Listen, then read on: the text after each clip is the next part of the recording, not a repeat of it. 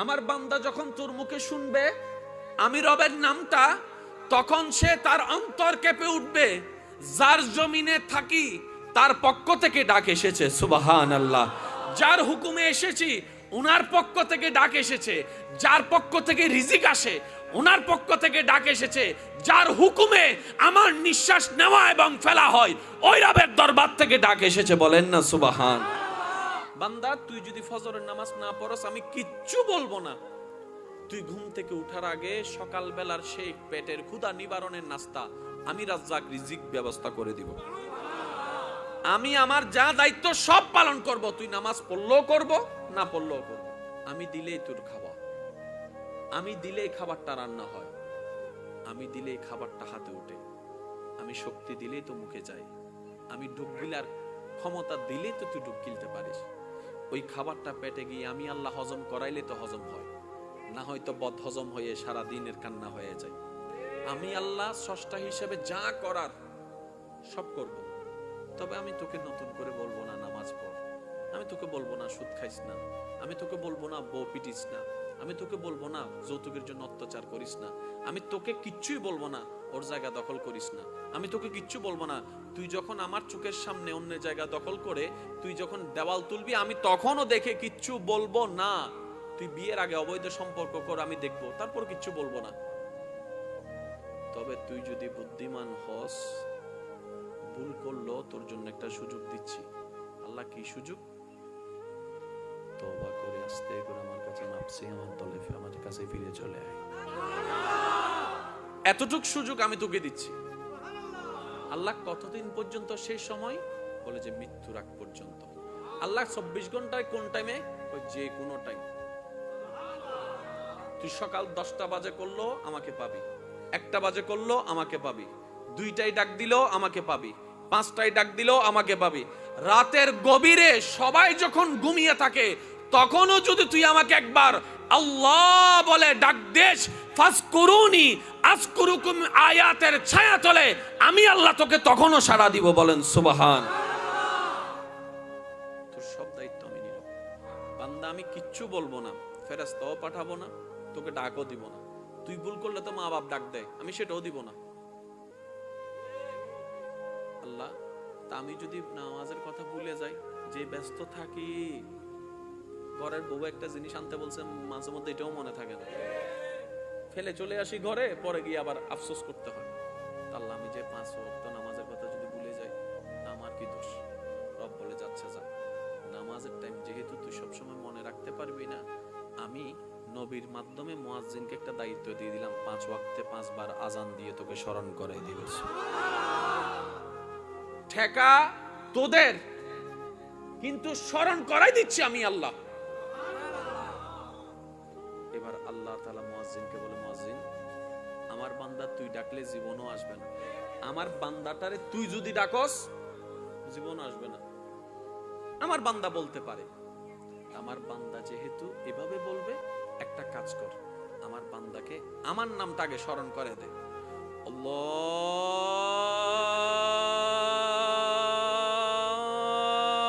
আল্লাহু আকবার, আল্লাহু আকবার। আমার বান্দার আমার নাম স্মরণ করে দে, সুবহানাল্লাহ বলেন। আমার বান্দা যখন তোর মুখে শুনবে আমি রবের নামটা, তখন সে তার অন্তর কেঁপে উঠবে। যার জমিনে থাকি তার পক্ষ থেকে ডাক এসেছে, সুবহানাল্লাহ। যার হুকুমে এসেছি উনার পক্ষ থেকে ডাক এসেছে। যার পক্ষ থেকে রিজিক আসে উনার পক্ষ থেকে ডাক এসেছে। যার হুকুমে আমার নিঃশ্বাস নেওয়া এবং ফেলা হয় ওই রবের দরবার থেকে ডাক এসেছে, বলেন না সুবহান। আল্লাহু আকবার যখন মুয়াজ্জিন বলে আল্লাহু আকবার, আওয়াজটা চতুর্দিকে ছড়িয়ে যাচ্ছে, বান্দাদের কানের মধ্যে যাচ্ছে, বান্দারা শুনছে আল্লাহু আকবার। আল্লাহ মহান, আল্লাহ সবচাইতে বড়। দ্যাট মিন্স আল্লাহ সবচাইতে ইম্পর্টেন্ট, আল্লাহ সবচাইতে ইম্পর্টেন্ট, আল্লাহ সবচাইতে ইম্পর্টেন্ট। ডাকটা কিসের? নামাজের। এবার নামাজের জন্য বাঁধা হয়ে দাঁড়াচ্ছে কি? আমাদের গেম। নামাজের জন্য বাঁধা হয়ে দাঁড়াচ্ছে আমাদের ব্যবসা। নামাজের জন্য বাঁধা হয়ে দাঁড়াচ্ছে আমাদের চাকরি। নামাজের জন্য বাঁধা হয়ে দাঁড়াচ্ছে আমাদের কাজ। নামাজের জন্য বাঁধা হয়ে দাঁড়াচ্ছে আমাদের বন্ধু বান্দার আড্ডা। এবার আপনি যখন এটার মিনিং বুঝেছেন, আল্লাহু আকবার, আমার আল্লাহর চাইতে ইম্পর্টেন্ট আমার কাছে আর কিছুই নাই, দ্যাট মিন্স আপনি আর কাজে থাকতে পারবেন না, অটোমেটিক আপনার কদম নামাজের দিকে চলে যাবে। কারণ আপনি বুঝে গিয়েছেন আল্লাহর চাইতে ইম্পর্টেন্ট আর কিছু জোরবেন, আল্লাহর চাইতে ইম্পর্টেন্ট আর কিছু। এবার যখন আপনি নামাজে বলছেন আল্লাহু আকবার, এই এখন জামিনাটা কি? নামাজের মধ্যে এই চিন্তা, সেই চিন্তা, ওই চিন্তা এসে এখন যতগুলো চিন্তা আছে এখানে কি আল্লাহর চাইতে ইম্পর্টেন্ট কিছু আছে? বাস আপনাকে এটাই স্মরণ করে দিচ্ছে আল্লাহু আকবার। ঢুকে গেছি আল্লাহু আকবার বলার আগ পর্যন্ত আল্লাহর চাইতে ইম্পর্টেন্ট আর কিছু নাই। কির ব্যবসা, কি সরি,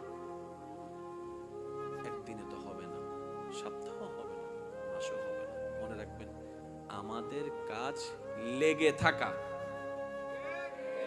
আমাদের কাজ চেষ্টা করা। কবুল করবে কি করবে না সেটা আমাদের ব্যাপার নয়, এটা রহমানের ব্যাপার। এটা আমাদের বাবারই দরকার নাই। আমরা আমাদের পারফরমেন্স যতটুক বেটার দেওয়া যায় আমরা সেটা দেওয়ার দায়িত্বে আছি। কথা বলেন ঠিক কিনা? আরেকটু জোরে বলেন ঠিক কিনা? এবার আসুন, যতক্ষণ পর্যন্ত আমরা আমাদের চেষ্টায় অটল থাকব ততক্ষণ পর্যন্ত রহমতের নজর আমাদের দিকে তাকাই থাকবে। আমরা চেষ্টাটা করছি কাকে খুশি করার জন্য? আমরা চেষ্টাটা করছি কার দিকে যাওয়ার জন্য? তা আল্লাহর দিকে যদি বান্দা যায়, একজনের পেট কামড়ায় কার? বলেন না রে ভাই। বান্দার দিকে যদি আল্লাহ যায়, একজনের পেট কামড়ায় কার? বান্দার দিক আল্লাহর দিকে যদি বান্দা যায়, একজন নারাজ হয় কে? তো সে তো আর হাত পা গোটায় বসে থাকবে না, সে তো তার চেষ্টাই করবে। সেজন্যই তো আপনি যখন এই কাজে থাকেন, ওই কাজে থাকেন, আপনার কিচ্ছু মনে থাকে না। যখনই নামাজে ঢুকেন, বলেন না হয়? আর একটু জোরে বলেন হয়?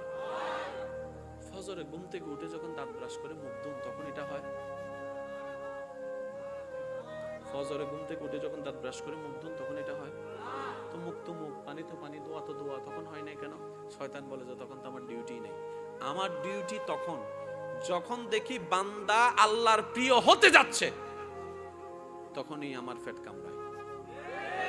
কারণ আমি নিজে জাহান্নামী, আমি চাই না কেউ জান্নাতে যাক। আমি নিজেও যাব জাহান্নামে, তোদেরকেও নিয়ে যাব। তোরা জান্নাতে গেলে আমার হিংসায় পেট ফেটে যাবে। এবার বান্দা যখন রবকে খুশি করার জন্য ইবাদত করতে থাকে, তার পেট কামড়াতে থাকে। এখন বান্দাকে তো সে আর হাত ধরে টেনে নিতে পারে না, বান্দাকে তার কোমর বেঁধে রশি দিয়ে টেনে নিতে পারে না। তাই ভিতরে ভিতরে সে ওয়াসওয়াস দিতে থাকে, বিভিন্নভাবে চিন্তা দিতে থাকে। তাই তো অন্য সময় মুখ দুলে যা মনে হয় না, অজু অবস্থায় আপনার হাজার চিন্তা আসে, হাজার কিছু মনে আসে, হয়ছে কি হয় না এটা মনে চলে আসে। কথা বলেন ঠিক কিনা? ব্যবসায় করেন, চাকরি করেন, গাড়ি চালান, তেমন কিছু মনে হবে না। যখন এই নামাজের মধ্যে আল্লাহু আকবার বলে ঢুকে যাবেন, এই চিন্তা সেই চিন্তা আসতেই থাকবে, আসতেই থাকবে, আসতেই থাকবে। এমনি অজুর ভাঙবে না, কিন্তু যখন কোরআন তেলাওয়াতের জন্য অজু বানাবেন দেখবেন ভাঙার জন্য উপক্রম হয়ে গিয়েছে। প্রস্রাব ধরে নেই, তখনও প্রস্রাবের ব্যাগ চলে আসে।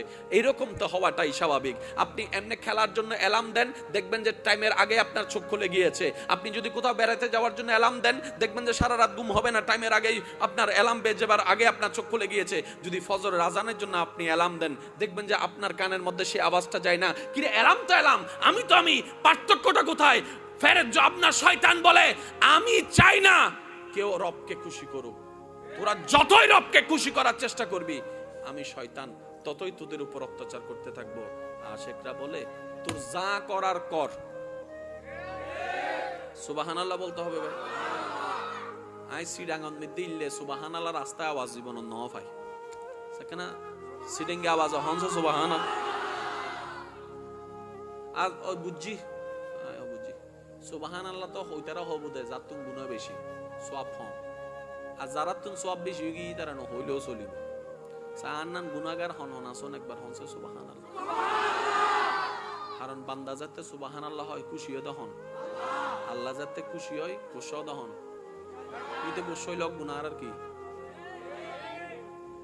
ওনারা তো মুকুট যে সুবহানাল্লাহ বাইন নর অন হইতে লাগুন অন হইতে লাগুন নাকি ওনারা ন হওয়া আর ইয়ে না কেন চিন্তা করিস অন না এক কানল দি অনে নহন আর এক কানল দিয়ে অনরে ন হওয়ার, যদি অনে ন হন আমি অনর একমত, ওকে অনর স্বাধীনতা। যদি অনে দেখুন তো অনরে হইতো না ওদের, তাহলে অনর হাসল দিয়ে জোর করে হন হইম দে উজুর একবার হলে তিনবার হইম দে। আমি কি বুঝাতে পারছি কথা? মন খুলে, যার যত শক্তি আছে একবার বলেন সুবহানাল্লাহ, মাশাআল্লাহ, আরেকবার জোরে বলেন সুবহানাল্লাহ। শয়তানের দাবি কি? তোরে নিয়েই যাব, একা যাব। আশেক বলে যে যা করার কর,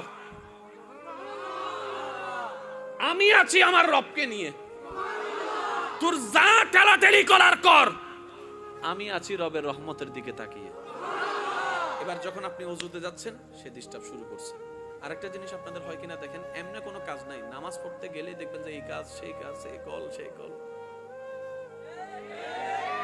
হয় কি হয় না? একটু ভেবে দেখেন না কেন হয় এই টাইমে? কারণ ওই যে একজনের পেট কামড়াচ্ছে। মনে রাখবেন, শয়তানের পেট যত কামড়াবে বুঝে নেবেন আপনার রব আপনার উপর তত খুশি হচ্ছে। আর একটু জোরে বলতে হবে সুবহানাল্লাহ। আমরা যদি জান্নাত পেতে চাই, রবকে খুশি করতে চাই, আমাদের প্রধান দায়িত্ব আমাদেরকে জান্নাতে যে নিতে চাচ্ছে না, জান্নাতে দিতে যে চাচ্ছে না, জান্নাতের দিকে যাওয়াটা যা সহ্য হচ্ছে না, তার প্ল্যানিং গুলা যদি বুঝতে পারি, তাইলে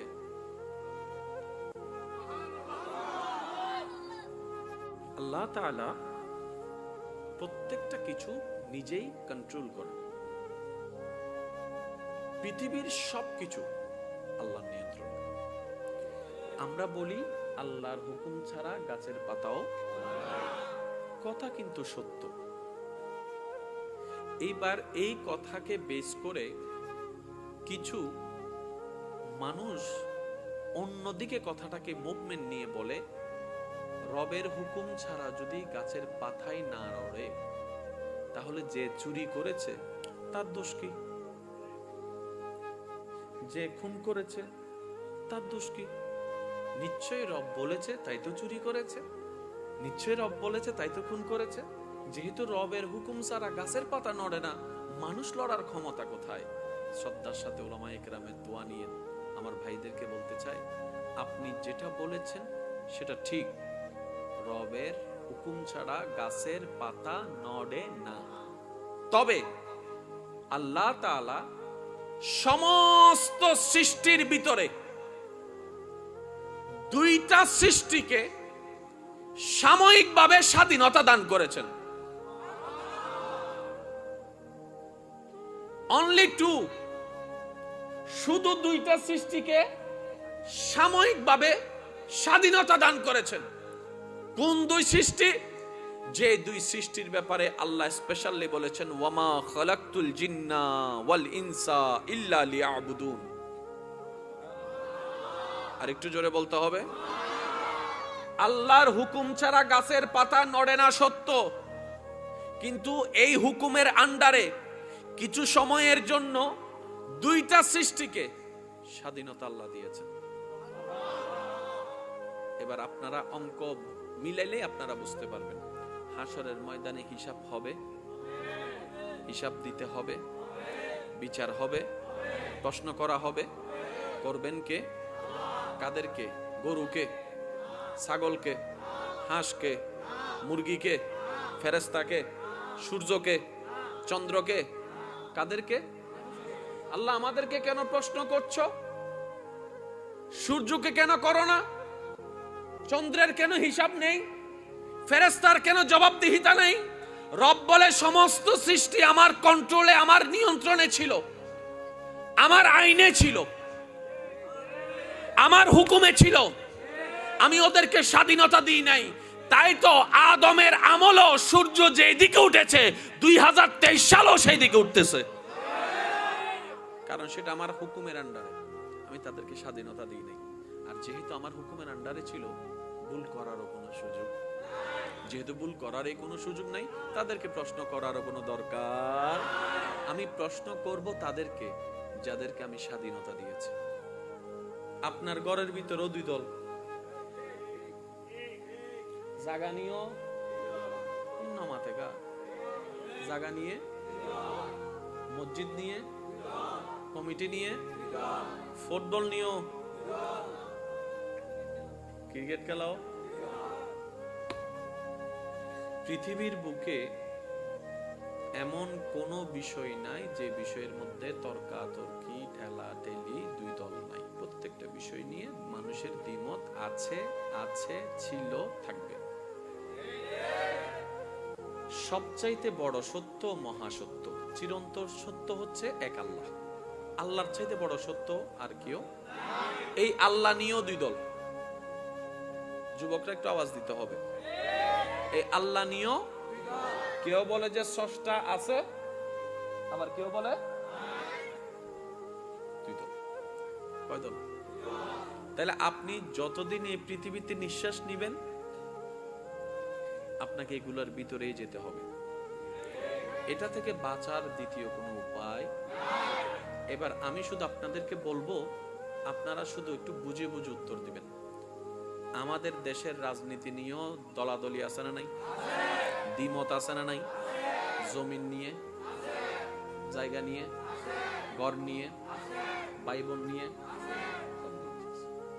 আল্লাহ নিয়েও দ্বিমত, নবী নিয়েও দ্বিমত, ওলি নিয়েও দ্বিমত, আহলে বাইত নিয়েও দ্বিমত, সাহাবা নিয়েও দ্বিমত। কিন্তু একটা বিষয়ে কোনো দ্বিমত নাই, সেটা হচ্ছে মরতে হবে। বুঝতে পারি না মনে কথাটা না? আপনি যে দলের মানুষকে আনেন, সবাই বলবে যে হ্যাঁ একদিন মরতে হবে, একদিন মরতে হবে। মরা নিয়ে কোনো দ্বিমত নেই, কিন্তু আবার মরার পরের জীবন নিয়ে দ্বিমত আছে। কেউ বলে যে পরকাল আছে, কেউ বলে যে পরকাল নাই, কেউ বলে যে জান্নাত আছে, কেউ বলে যে জান্নাত নাই, কেউ বলে যে জাহান্নাম আছে, কেউ বলে যে জাহান্নাম নাই, কেউ বলে যে পরকালে হিসাব হবে, কেউ বলে যে মরে মাটির সাথে পৌঁছে গেলে আগুনে পুড়ে গেলে আমাদের আর খবর কি। এই শুরু হয়ে গেছে দ্বিমত। বুঝতে পারছি কথা? আপনাদের কি কষ্ট হচ্ছে? প্রত্যেকটা বিষয় দ্বিমতের ভিতরে একটা বিষয় দ্বিমত ছাড়া, সেটা হচ্ছে কুল্লু নাফসিন। যে কোনো সেক্টরের মানুষ এই কথা মানতে বাধ্য। পুরুষ বলেন, নারী বলেন, ধনী বলেন, গরিব বলেন, মুসলিম বলেন, নন মুসলিম বলেন। আমি কি বুঝাতে পারছি কথা? তাহলে এই একটা বিষয় আপনারা ব্রেইনের এক কোণায় ফেলে রাখেন, যাতে পরবর্তীর কথার সাথে এটাকে আপনারা গিট লাগাতে পারেন। সুবহানাল্লাহ বলেন না জোরে? যার যত শক্তি আছে একবার বলেন সুবহানাল্লাহ। আর একটু জোরে বলেন। আপনারা হয়তো খেয়াল করেছেন, যে কোনো মাহফিলে গেলে আপনাদেরকে উলামায়ে কেরাম বারবার একটা জিকির করতে বলে। কি বলেন নাকি? শুরু করার সময় বলে আলহামদুলিল্লাহ দিয়ে, শেষে বলে যে ইনশাআল্লাহ, আল্লাহ যদি বাঁচায় রাখে আগামী বছর দেখা হবে। আর মাঝখানে যতক্ষণ থাকে ততক্ষণ শুধু কি বলাই? জোরে বলেন না, কি বলাই? কেন? সুবহানাল্লাহ বলে আমরা গুনেহগার, নাপাক জবানওয়ালা, অসুন্দর মনওয়ালা, অপবিত্র আমলওয়ালা, সুবহানাল্লাহ বলে বলে রবের পবিত্রতার ঘোষণা দিচ্ছি। রব পবিত্র, রবের পবিত্রতার ঘোষণা দিচ্ছি। কোন বান্দার জবানের সারা জীবনের বলা একটা পবিত্রতার প্রশংসা যদি রবের কাছে পছন্দ হয়ে যায়, রব চাহে তো ওই সুবহানাল্লাহ বলনেওয়ালার বলাকে কবুল করে তার অপবিত্র জবানকে পবিত্র করে দিবে, তার চোখকে পবিত্র করে দিবে, তার দিলকে পবিত্র করে দিবে, এমনকি তার হায়াতকে হায়াতে তাইয়্যিবাও বানাই দিতে পারে। সুবহানাল্লাহ। তো সেজন্য এসব বিষয়ে কিপটামি করাটা বোকামি হয়। আমরা কিন্তু আসলে চালাক না, গাদা। আমি তো আর গান হই, অনর গান হন না, একখানা বাদে প্রমাণ হইব তো। বহুত দিন বাদে আদি সিরিঙ্গা হতা হইতে বহুত দিন বাদে।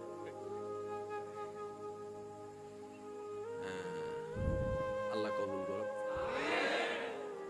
সিডিঙ্গা হতার মজা আলাদা ওয়া হ্যাঁ উইকে হইতে হইতে সিডিঙ্গা হতাই হইন্য পাইলে তো কেন কেন লাগে বিদেশত তো নাইলে যাতে সিডিঙ্গে মাতুনে এলাকা বিদেশত মিদ্যে যাতে সিডিঙ্গে মানুষ দেখে তা মন বড় হয়েছে কি হয় না হয় না আচ্ছা আমি ওদিকে যাচ্ছি না, আসুন একটু বোঝার চেষ্টা করি। আল্লাহ তাআলা প্রত্যেকটা কিছু নিজেই কন্ট্রোল করে। পৃথিবীর সবকিছু আল্লাহর নিয়ন্ত্রণ। আমরা বলি আল্লাহর হুকুম ছাড়া গাছের পাতাও, কথা কিন্তু সত্য। এইবার এই কথাকে বেস করে কিছু মানুষ অন্যদিকে কথাটাকে মুভমেন্ট নিয়ে বলে, রবের হুকুম ছাড়া যদি গাছের পাতাই না নড়ে তাহলে যে চুরি করেছে তার দোষ কি? যে খুন করেছে তার দোষ কি? নিশ্চয়ই রব বলেছে তাই তো চুরি করেছে, নিশ্চয়ই রব বলেছে তাই তো খুন করেছে। যেহেতু রবের হুকুম ছাড়া গাছের পাতা নড়ে না, মানুষ লড়ার ক্ষমতা কোথায়? শ্রদ্ধার সাথে উলামায়ে কেরামের দোয়া নিয়ে আমার ভাইদেরকে বলতে চাই, আপনি যেটা বলেছেন সেটা ঠিক, রবের হুকুম ছাড়া গাছের পাতা নড়ে না। তবে আল্লাহ তাআলা সমস্ত সৃষ্টির ভিতরে দুইটা সৃষ্টিকে সাময়িকভাবে স্বাধীনতা দান করেছেন। অনলি টু, শুধু দুইটা সৃষ্টিকে সাময়িকভাবে স্বাধীনতা দান করেছেন। কোন দুই সৃষ্টি? যে দুই সৃষ্টির ব্যাপারে আল্লাহ স্পেশালি বলেছেন, ওয়ামা খালাকতুল জিন্না ওয়াল ইনসা ইল্লা লিয়াবুদুন। আরেকটু জোরে বলতে হবে। আল্লাহর হুকুম ছাড়া গাছের পাতা নড়ে না সত্য, কিন্তু এই হুকুমের আন্ডারে কিছু সময়ের জন্য দুইটা সৃষ্টিকে স্বাধীনতা আল্লাহ দিয়েছেন। এবার আপনারা অঙ্ক মিলাইলে আপনারা বুঝতে পারবেন, হাসরের ময়দানে হিসাব হবে, হিসাব দিতে হবে, বিচার হবে, প্রশ্ন করা হবে। করবেন কে? কাদেরকে? গরুকে, ছাগলকে, হাঁসকে, মুরগিকে, ফেরেশতাকে, সূর্যকে, চন্দ্রকে, কাদেরকে? আল্লাহ আমাদেরকে কেন প্রশ্ন করছো? সূর্যকে কেন করো না? চন্দ্রের কেন হিসাব নেই? ফেরেশতার কেন জবাবদিহিতা নেই? রব বলে সমস্ত সৃষ্টি আমার কন্ট্রোলে, আমার নিয়ন্ত্রণে ছিল, আমার আইনে ছিল, আমার হুকুমে ছিল, আমি ওদেরকে স্বাধীনতা দিই নাই।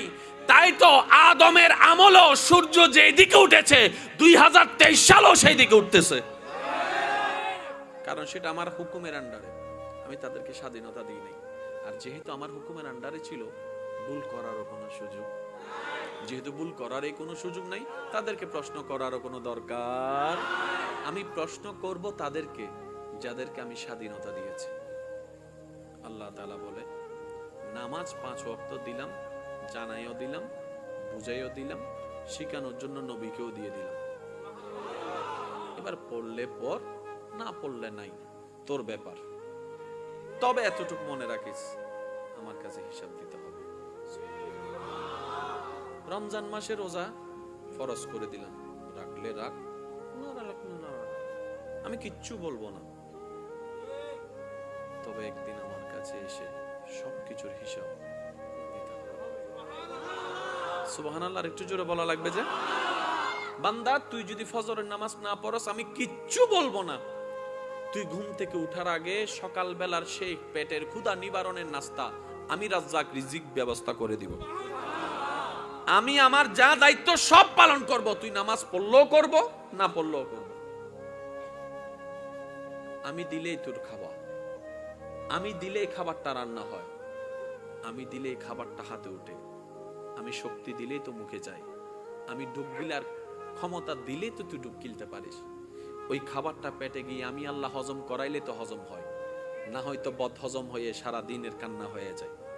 আমি আল্লাহ স্রষ্টা হিসেবে যা করার সব করব। তবে আমি তোকে নতুন করে বলবো না নামাজ পড়, আমি তোকে বলবো না সুদ খাইস না, আমি তোকে বলবো না বউ পিটিস না, আমি তোকে বলবো না যৌতুকের জন্য অত্যাচার করিস না, আমি তোকে কিচ্ছুই বলবো না ওর জায়গা দখল করিস না, আমি তোকে কিচ্ছু বলবো না, তুই যখন আমার চোখের সামনে অন্য জায়গা দখল করে তুই যখন দেওয়াল তুলবি আমি তখনও দেখে কিচ্ছু বলবো না, তুই বিয়ের আগে অবৈধ সম্পর্ক কর আমি দেখবো, তারপর কিচ্ছু বলবো না।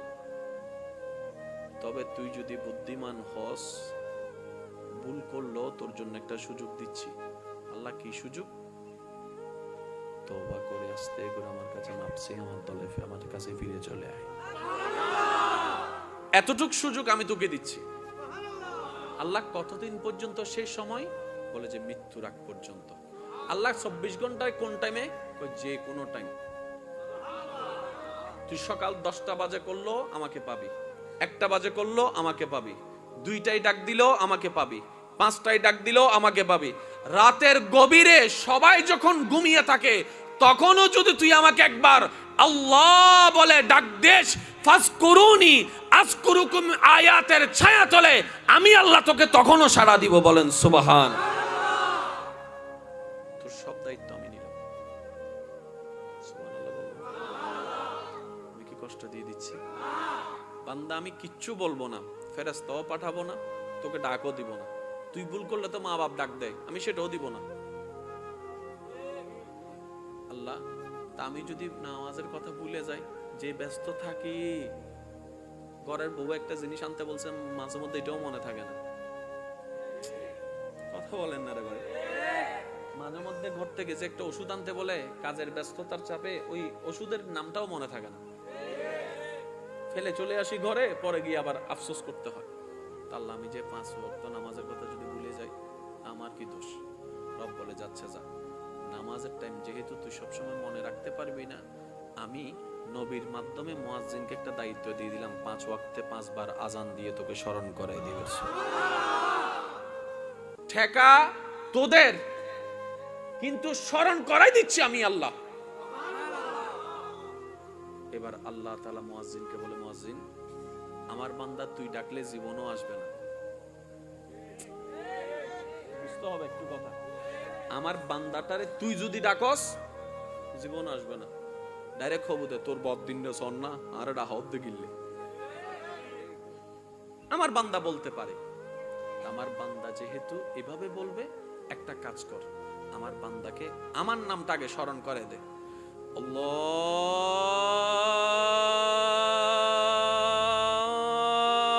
আল্লাহু আকবার, আল্লাহু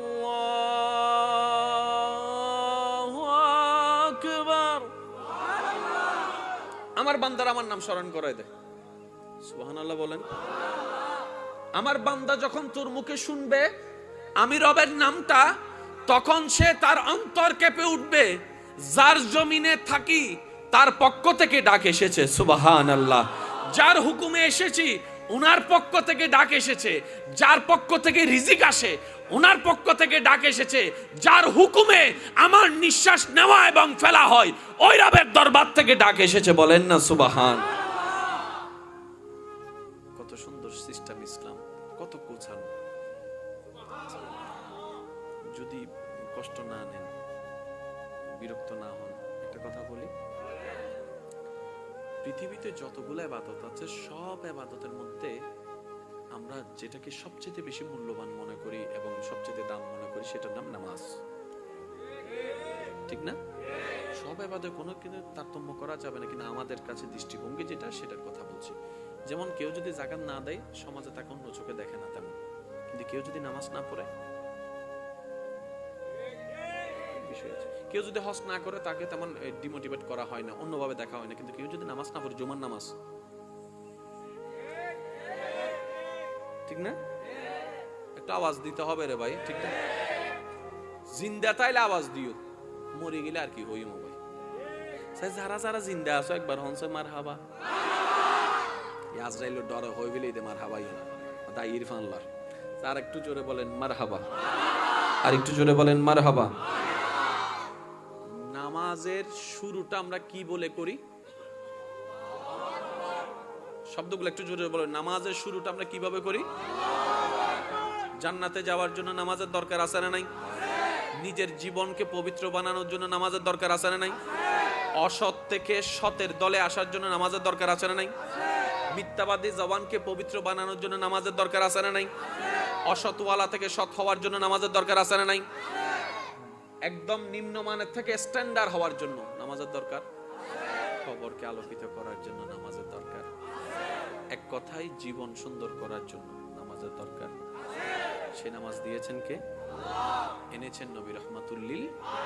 এবার সে নামাজ আপনি যখন ঢুকছেন কি বলে ঢুকছেন?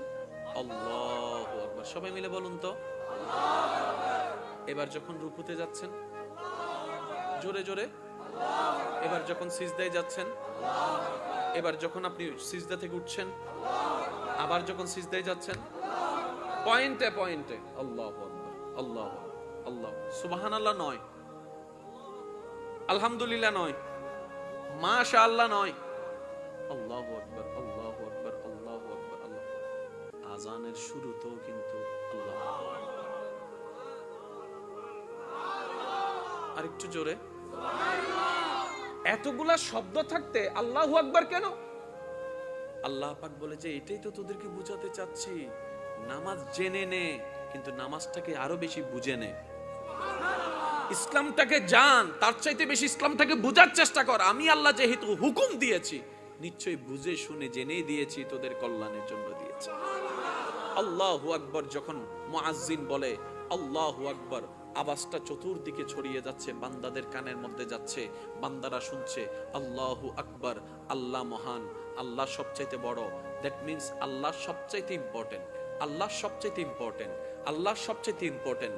ডাকটা কিসের? নামাজের। এবার নামাজের জন্য বাঁধা হয়ে দাঁড়াচ্ছে কি? আমাদের গেম। নামাজের জন্য বাঁধা হয়ে দাঁড়াচ্ছে আমাদের ব্যবসা। নামাজের জন্য বাঁধা হয়ে দাঁড়াচ্ছে আমাদের চাকরি। নামাজের জন্য বাঁধা হয়ে দাঁড়াচ্ছে আমাদের কাজ। নামাজের জন্য বাঁধা হয়ে দাঁড়াচ্ছে আমাদের বন্ধু বান্দার আড্ডা। এবার আপনি যখন এটার মিনিং বুঝেছেন, আল্লাহু আকবার, আমার আল্লাহর চাইতে ইম্পর্টেন্ট আমার কাছে আর কিছুই নাই, দ্যাট মিন্স আপনি আর কাজে থাকতে পারবেন না, অটোমেটিক আপনার কদম নামাজের দিকে চলে যাবে। কারণ আপনি বুঝে গিয়েছেন আল্লাহর চাইতে ইম্পর্টেন্ট আর কিছু, জোরে বলেন আল্লাহর চাইতে ইম্পর্টেন্ট আর কিছু। এবার যখন আপনি নামাজে বলছেন আল্লাহু আকবার, এই এখন জামিনাটা কি? নামাজের মধ্যে এই চিন্তা আসে, এই চিন্তা, ওই চিন্তা এসে, এখন যতগুলো চিন্তা আছে এখানে কি আল্লাহর চাইতে ইম্পর্টেন্ট কিছু আছে? বাস আপনাকে এটাই স্মরণ করে দিচ্ছে আল্লাহু আকবার। ঢুকে গেছি আল্লাহু আকবার বলার আগ পর্যন্ত আল্লাহর চাইতে ইম্পর্টেন্ট আর কিছু নাই। কির ব্যবসা, কির সরি, একদিনে তো হবে না, সপ্তাহ হবে না, মাসও হবে না। মনে রাখবেন, আমাদের কাজ লেগে থাকা, আমাদের কাজ চেষ্টা করা। কবুল করবে কি করবে না সেটা আমাদের ব্যাপার নয়, এটা রহমানের ব্যাপার। এটা আমাদের বাবারই দরকার নাই। আমরা আমাদের পারফরমেন্স যতটুকু বেটার দেওয়া যায় আমরা সেটা দেওয়ার দায়িত্বে আছি। কথা বলেন ঠিক কিনা? আরেকটু জোরে বলেন ঠিক কিনা? এবার আসুন, যতক্ষণ পর্যন্ত আমরা আমাদের চেষ্টায় অটল থাকবো ততক্ষণ পর্যন্ত রহমতের নজর আমাদের দিকে তাকাই থাকবে। আমরা চেষ্টাটা করছি কাকে খুশি করার জন্য? আমরা চেষ্টাটা করছি কার দিকে যাওয়ার জন্য? তা আল্লাহর দিকে যদি বান্দা যায়, একজনের পেট কামড়ায় কার? বলেন না রে ভাই। বান্দার দিকে যদি আল্লাহ যায়, একজনের পেট কামড়ায় কার? বান্দার দিক, আল্লাহর দিকে যদি বান্দা যায়, একজন নারাজ হয় কে? তো সে তো আর হাত পা গোটায় বসে থাকবে না, সে তো তার চেষ্টাই করবে। সেজন্যই তো আপনি যখন এই কাজে থাকেন, ওই কাজে থাকেন, আপনার কিচ্ছু মনে থাকে না। যখনই নামাজে ঢুকেন, কথা বলতে হবে ভাইয়া। অনেক সময় আপনাদের হয় কিনা দেখেন, ওযু বানাইতে গেলে 2 বার ধুইছি নাকি 3 বার ধুইছি, কুলি কি করছি নাকি করি নাই, নাকে পানি দিনেই মনে হয় আর ধুইলাম না, কিন্তু নবী যে বাংলার 3 বার দুই না 5 বার দুই হয়। বলেন না হয়? আর একটু জোরে বলেন হয়। ফজরে ঘুম থেকে উঠে যখন দাঁত ব্রাশ করে মুখ ধুন তখন এটা হয়। ফজরে ঘুম থেকে উঠে যখন দাঁত ব্রাশ করে মুখ ধুন তখন এটা হয়। তো মুখ তো মুখ, পানি তো পানি, দোয়া তো দোয়া, তখন হয় না কেন? শয়তান বলে যে তখন তো আমার ডিউটি নেই। আমার ডিউটি তখন যখন দেখি বান্দা আল্লাহর প্রিয় হতে যাচ্ছে, তখনই আমার পেট কামড়ায়। কারণ আমি নিজে জাহান্নামী, আমি চাই না কেউ জান্নাতে যাক। আমি নিজেও যাব জাহান্নামে, তোদেরকেও নিয়ে যাব।